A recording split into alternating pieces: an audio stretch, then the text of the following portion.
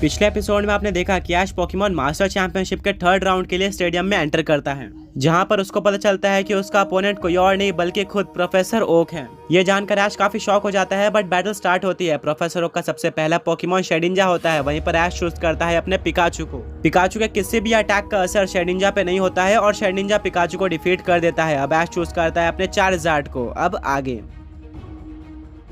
ऐश notice करता है कि जब भी उसका mega charger x flame thrower use कर रहा था तो शेडिंजा उसको डॉज करने की कोशिश कर रहा था, जबकि वो पिकाचू के अटैक से बचने की कोशिश नहीं कर रहा था। ऐश अपने मेगा चार्जर एक्स को एक और बार फ्लेम थ्रोअर यूज करने बोलता है, बट अपने स्पीड का यूज करके शेडिंजा उसको डॉज कर लेती है। फिर वो यूज करती है कंफ्यूज रे अटैक का, जिससे मेगा चार्जर एक्स कंफ्यूज हो जाता है। ऐश बोलता है कि प्रोफेसर ओक, तुम्हारी ये स्ट्रेटेजी हर बार नहीं चलने वाली। वो अपने चार्जार्ड को खुद के ऊपर मेगा पंच यूज करने बोलता है, जिससे चार्जार्ड कंफ्यूजन से बाहर आ जाता है। ऐश अपने चार्जार्ड को इस बार ओवरहीट अटैक यूज करने बोलता है, जिसको शेडिंजा डॉज करने जाती है। शेडिंजा ने उसको ऑलमोस्ट डॉज कर ही लिया था, पर लास्ट में उसको ओवरहिट लग जाता है, जिससे शेडिंजा नीचे गिर जाती है और हार जाती है। ऐश, अनाउंसर और सारी ऑडियंस काफी ज्यादा शॉक रह जाती है कि ओवरहिट तो शेडिंजा के ऊपर अच्छे से लगा भी नहीं था और इससे पहले शेडिंजा को कोई डैमेज भी नहीं पड़ा था। वो काफी स्ट्रांग लग रही थी, तो वो इतना इजीली कैसे हार गई। प्रोफेसर ओक बोलते हैं ये मेरे शेडिंजा की वंडर गार्ड एबिलिटी है। ऐश बोलता है वंडर गार्ड, इससे क्या होता है? प्रोफेसर ओक बताते हैं कि शेडिंजा के पास सिर्फ और सिर्फ एक ही एचपी होती है, यानी कि अगर उसके ऊपर कोई भी अटैक हल्का सा लग गया तो वो बिना किसी डाउट के हार जाएगी। बट वंडर गार्ड एबिलिटी के चलते उसके ऊपर सिर्फ और सिर्फ सुपर इफेक्टिव अटैक ही काम करते हैं, जैसे कि फायर टाइप और बाकी सारे अटैक जो कि शेडिंजा पर नॉर्मल काम करते हैं या फिर शेडिंजा उनसे रेजिस्ट करती है। उन अटैक्स का शेडिंजा पे कोई भी डैमेज नहीं होता है। ऐश बोलता है ये तो काफी ज्यादा इंप्रेसिव एबिलिटी है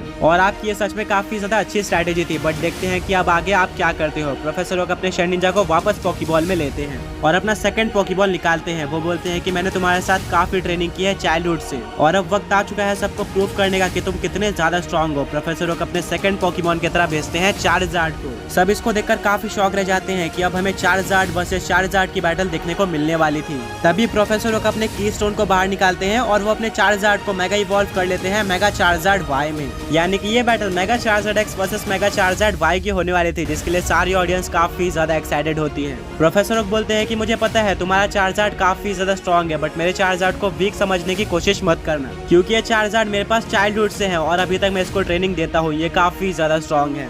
ऐश बोलता है कि मेरे चार्जार्ड को भी वीक अपोनेंट पसंद नहीं है। वो पोकेमॉन वर्ल्ड का सबसे स्ट्रॉन्ग चार्जार्ड बनना चाहता है। सारे चार्जार्ड्स को हराकर ये बैटल में काफी ज्यादा मजा आने वाला है। प्रोफेसर ओक बोलते हैं बिल्कुल। बैटल स्टार्ट होते ही काफी तेज सनलाइट आ जाती है। सब काफी कंफ्यूज होते हैं कि ऐसा क्यों हो गया है। अनाउंसर बोलता है कि यह है मेगा चार्जार्ड वाई की ड्राउट एबिलिटी, जिससे सनलाइट काफी तेज हो जाती है और इसमें फायर टाइप अटैक का डैमेज काफी ज्यादा बढ़ जाएगा, वहीं पर वाटर टाइप अटैक्स वीक हो जाएंगे। ब्रॉक बोलता है कि इसके चलते अब तुम्हारा वाटर टाइप पोकेमॉन यूज करने का ऑप्शन पूरी तरह से बंद हो गया है। बैटल स्टार्ट होती है। ऐश अपने मेगा चार्जर्ड एक्स को फ्लायर ब्लिट्ज अटैक यूज करने बोलता है, वहीं पर प्रोफेसर ओक अपने मेगा चार्जर्ड वाई को ब्लास्ट बन अटैक यूज करने बोलते हैं। ब्लास्ट बन फ्लायर ब्लिट्ज से कहीं ज्यादा स्ट्रॉन्ग था, जिसके चलते वो इस अटैक को ओवर पावर कर लेता है और मेगा चार्जर्ड एक्स को काफी ज्यादा डैमेज पड़ता है। ये साफ दिख रहा था कि प्रोफेसर ओक के चार्जार्ड को काफी ज्यादा ट्रेनिंग मिली है ऐश के चार्जार्ड के मुकाबले। अब ऐश अपने चार्जार्ड को ओवरहीट अटैक यूज करने बोलता है, वहीं पर इसके काउंटर में मेगा चार्जार्ड वाई यूज करता है फायर ब्लास्ट अटैक का। ये भी ओवरहीट से ज्यादा पावरफुल था, जिसके चलते ये डोमिनेट कर लेता है और मेगा चार्जर्ड एक्स को दोबारा डैमेज पड़ता है। अब प्रोफेसर ओक अपने मेगा चार्जर्ड वाई को हाइपर बीम अटैक यूज करने बोलते हैं, वहीं पर इसके काउंटर में ऐश का चार्जार्ड यूज करता है फ्लेम थ्रोअर का।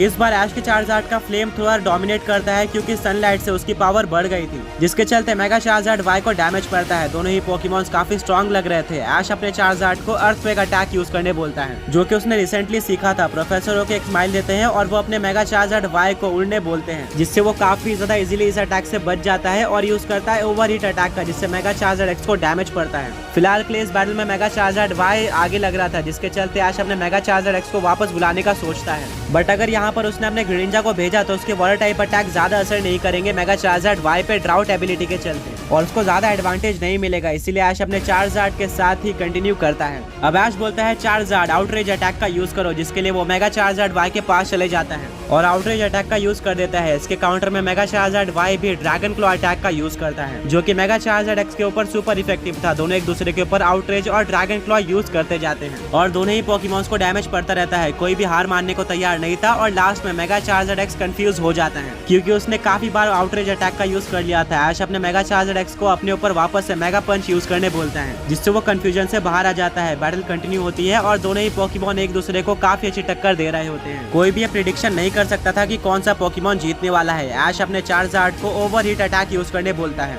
MegaCharger इस बार अपने फुल पावर का यूज करता है, वहीं पर MegaCharger Y अपने फुल पावर का यूज करके यूज करता है ब्लास्ट बन अटैक का। दोनों ही सुपर स्ट्रॉन्ग अटैक टकरा जाते हैं और एक काफी ज्यादा बड़ा एक्सप्लोजन होता है। काफी तेज हवा चलने लगती है और किसी को भी कुछ नहीं दिख रहा था कि कौन सा पोकेमॉन हारा है और कौन सा जीता है। कुछ टाइम बाद पूरा धुआं हट जाता है और देखने को मिलता है कि दोनों ही पोकेमॉन अपने बेस फॉर्म में है और नीचे गिरे हुए हैं। यानी कि इतनी ज्यादा औसम बैटल में दोनों ही चार्जार्ड हार गए थे और ये बैटल टाई हो चुकी थी। दोनों ही ट्रेनर्स अपने अपने चार्जार्ड को वापस बुलाते हैं और बोलते हैं कि तुमने काफी ज्यादा अच्छी बैटल करी। अब दोनों ही ट्रेनर्स के दो पोकेमॉन हार चुके थे। प्रोफेसर ओक अपने थर्ड पोकेबॉल को निकालते हैं। सब काफी ज्यादा एक्साइटेड होते हैं प्रोफेसर ओक का थर्ड पोकेमॉन देखने के लिए, क्योंकि सबको पता होता है प्रोफेसर ओक के पास ऐसा कौन सा स्ट्रॉन्ग पोकेमॉन है। प्रोफेसर ओक उस पोकेबॉल को ग्राउंड में फेंकते हैं और उसमें से निकलता है कैंटो रीजन का ड्रैगन और फ्लाइंग टाइप का सूडो लेजेंडरी पोकेमॉन ड्रैगनाइट। ऐश और उसके फ्रेंड्स ने ड्रैगनाइट को ऑलरेडी देखा हुआ था होइन रीजन में, जहाँ पर होलोग्राफिक म्यूटो से बैटल करने के लिए प्रोफेसर ओक ने अपने ड्रैगनाइट का यूज किया था, जो कि काफी ज्यादा पावरफुल था। प्रोफेसर ओक बोलते हैं कि वो तो मेरे ड्रैगनाइट की 5% पावर भी नहीं थी, मैंने बस ऐसे ही ड्रैगनाइट को यूज कर लिया था। तुम्हें ड्रैगनाइट की असली पावर अब पता चलेगी। ऐश अपना थर्ड पोकेमॉन निकालता है और भेजता है ग्रीनिंजा को। बैटल में आते ही ग्रीनिंजा के अराउंड एक टॉर्नेडो आ जाता है और वो बॉन्ड इवॉल्व हो जाता है ऐश ग्रीनिंजा में। उसकी डिजाइन ऐश से काफी ज्यादा सिमिलर हो जाती है और वो ऐश के मूवमेंट्स को भी फॉलो करना स्टार्ट कर देता है। प्रोफेसर ओक बोलते हैं कि ये तो तुम्हारा स्पेशल ग्रीनिंजा है, मैंने आज तक सिर्फ इसके ऊपर रिसर्च ही करी है। आज पहली बार मैं इससे बैटल करने वाला हूँ, देखते हैं बैटल का रिजल्ट क्या होता है। ऐश अपने ग्रीनिंजा को एरियल एस अटैक यूज करने बोलता है। प्रोफेसर ओक अपने ड्रैगनाइट को कोई ऑर्डर भी नहीं देते हैं, पर ड्रैगनाइट इस अटैक को काफी ज्यादा इजीली डॉज कर लेता है। उसकी स्पीड काफी ज्यादा थी, ग्रीनिंजा ड्रैगनाइट को देख भी नहीं पाया था और ड्रैगनाइट ग्रीनिंजा के पीछे आ जाता है और यूज करता है काफी पावरफुल हाइपर बीम का, जिससे ग्रीनिंजा को काफी ज्यादा डैमेज पड़ता है। ऐश अपने ग्रीनिंजा को डार्क पल्स अटैक यूज करने बोलता है, जिसके काउंटर में ड्रैगनाइट एक और हाइपर बीम का यूज करता है। दोनों अटैक टकरा जाते हैं और किसी भी पोकेमॉन को डैमेज नहीं पड़ता है। प्रोफेसर ओक अपने ड्रैगनाइट को एक्वा टेल अटैक यूज करने बोलते हैं। ऐश अपने ग्रीनिंजा को इस अटैक को डॉज करने बोलता है, पर जब तक वो कुछ कर पाता तब तक ड्रैगनाइट ग्रीनिंजा के पास आ जाता है और एक्वा टेल का यूज कर देता है। ब्रॉक बोलता है कि ड्रैगनाइट की स्पीड तो काफी ज्यादा है, ऐश को कुछ ना कुछ करना होगा, वरना ऐसे तो ड्रैगनाइट काफी ज्यादा इजीली ग्रीनिंजा से जीत जाएगा। ऐश काफी ज्यादा कंफ्यूज होता है कि अभी उसको क्या करना चाहिए। इतने में ही ड्रैगनाइट थंडर पंच का यूज करता है, जो कि ग्रीनिंजा के ऊपर सुपर इफेक्टिव था और ग्रीनिंजा को काफी ज्यादा डैमेज पड़ता है। ऐश का बैलेंस भी बिगड़ जाता है।